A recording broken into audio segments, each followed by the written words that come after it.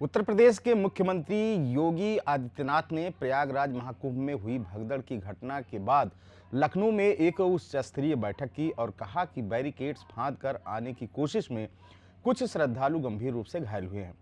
मुख्यमंत्री ने राजधानी लखनऊ में प्रदेश के मुख्य सचिव, पुलिस महानिदेशक, गृह विभाग के प्रमुख सचिव और अपर पुलिस महानिदेशक कानून व्यवस्था एवं अन्य वरिष्ठ अधिकारियों के साथ बैठक की। योगी आदित्यनाथ ने कहा कि प्रातःकाल से ही श्रद्धालुजन स्नान कर सके, इसके लिए यहां हम लोगों की उच्च स्तरीय बैठक चल रही है।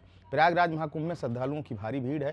रात में 1 से 2 बजे के बीच अखाड़ा मार्ग पर जहां से अमृत स्नान की दृष्टि से बैरिकेड्स लगाए गए थे, उन बैरिकेड्स को फांद कर आने में कुछ श्रद्धालु गंभीर रूप से घायल हुए हैं। उन्हें तत्काल अस्पताल पहुंचाकर उपचार की व्यवस्था की गई है। उनमें से कुछ श्रद्धालु गंभीर रूप से भी घायल हैं। मुख्यमंत्री ने कहा कि प्रधानमंत्री ने सुबह से ही लगभग 4 बार फोन करके हालचाल लिया है। इसके अलावा गृह मंत्री अमित शाह, भाजपा अध्यक्ष जेपी नड्डा और प्रदेश की राज्यपाल आनंदीबेन पटेल भी लगातार संपर्क में हैं। सभी के कुशल क्षेम और सकुशल स्नान करने के बारे में निरंतर जानकारी ले रहे हैं। उन्होंने कहा कि प्रयागराज में वर्तमान में हालात नियंत्रण में है, लेकिन भीड़ का दबाव बहुत अधिक है। अखाड़ा परिषद से जुड़े पदाधिकारियों के साथ मैंने खुद बातचीत की है।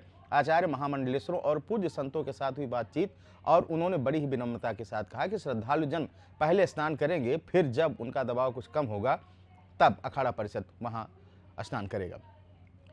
मुख्यमंत्री ने कहा कि आज सुबह 8:30 बजे तक लगभग 3 करोड़ श्रद्धालु स्नान कर चुके हैं और यह सिलसिला जारी है, लेकिन संगम, नोज, अखाड़ा मार्ग और नागवासुकी मार्ग पर लगातार दबाव बना हुआ है। श्रद्धालुओं की सुविधा के लिए प्रशासन मुस्तैद है। मेरी प्रदेशवासियों, देशवासियों और सभी श्रद्धालुओं से भी अपील है कि वह अफवाहों पर ध्यान न दें, संयम से काम लें। यह आयोजन सभी लोगों का है। प्रशासन उनकी सेवा के लिए पूरी तत्परता से लगा हुआ है। केंद्र और राज्य सरकार पूरी मजबूती के साथ वहां पर हर प्रकार का सहयोग करने के लिए तत्पर है।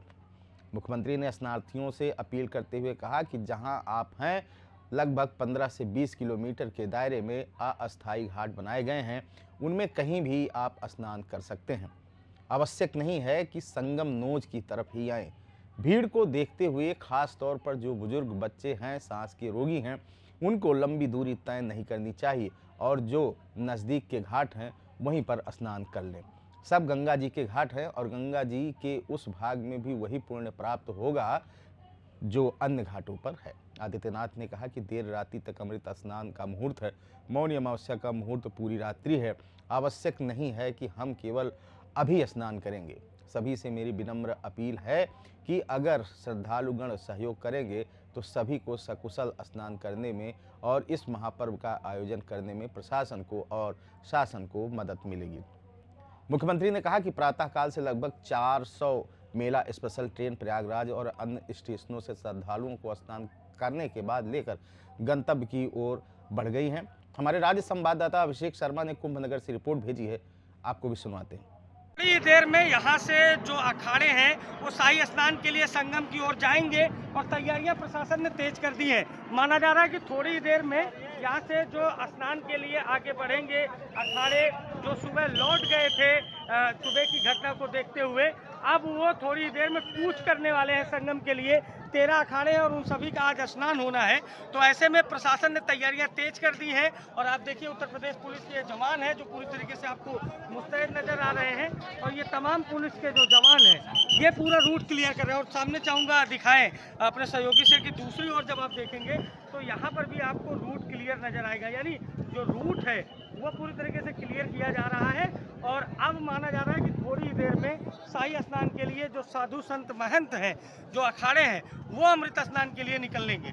सहयोगी शिवांशु के साथ अभिषेक शर्मा, नादी टीवी, प्रयागराज। अगर आप इस वीडियो को YouTube पर देख रहे हैं तो चैनल को सब्सक्राइब करें और बेल आइकन दबाना ना भूलें। अगर Facebook पर देख रहे हैं तो चैनल को लाइक करें।